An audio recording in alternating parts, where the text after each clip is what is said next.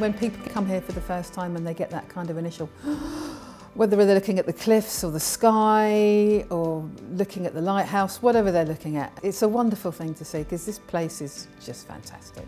When I was a walker and I walked and walked and walked and I was continually walking up to the lighthouse and back, especially on certain days when up around the lighthouse when the wind was kind of thrumming through the telephone wires and you get that mad whoo, and the seas, the huge seas, and that was, you really felt that you were, kind of part of nature that goes right to your very core. You stand on Loop Head with a bit of a wind or up in the cliffs in Kilkee, you've got a salty lip. You can feel the sea, you can hear the sea, and you can taste the sea. Born and bred in Loop Head. My great-grandfather was a farmer here in 1870. We're here since. I enjoy every day of it, every single day. Fresh air, freedom, what more could anyone ask for? It's a rural area, is Loop Head. What you see is what you get.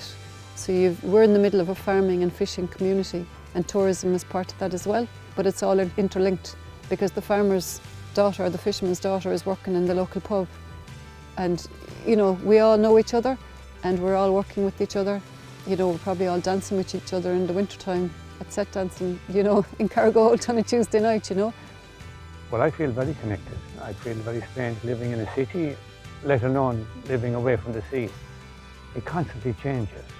The tides change, currents. So you'll have a lovely day like today here, and then you'll have a gale blowing, wind and rain. So I think if you go up near the sea, it's very hard to get away from the sea.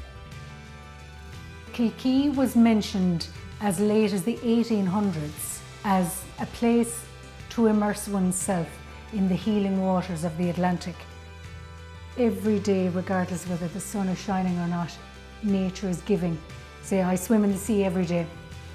Even if it's rough, that energy kind of seeps into you, and you can see from the sea pinks, the wildness, the flowers, the colour.